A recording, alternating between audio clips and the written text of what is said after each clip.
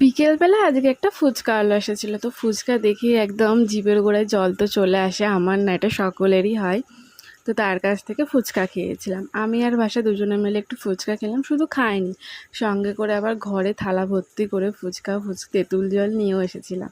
দিয়ে আবার ঘরেও খেয়েছিলাম, মানে দাঁড়িয়েও খেয়েছি, আবার ঘরে বসেও খেয়েছি, মানে দুবার করে খেয়ে তারপর স্বাদ মিটেছে ফুচকা খাওয়ার।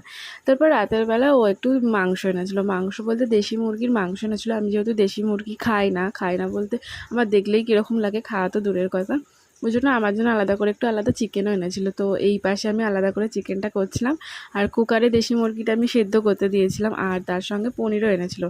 দেশি মুরগির মাংস পনির দিয়ে হবে তার জন্য। তারপর এই যে দেশি মুরগির মাংসটা কিছু দেখতেই কীরকম লাগে, অনেকের আবার খেতে খুব ভালো লাগে, কিন্তু আমার একদম ভালো লাগে না। তো আমি রান্না করে দিয়েছিলাম, ওরা সব খাবে আর আমি খাবো এমনি সুগনা চিকেনটা। তো তারপর রান্না করে নিয়ে তারপর ডিনারটা কমপ্লিট করে ফেললাম।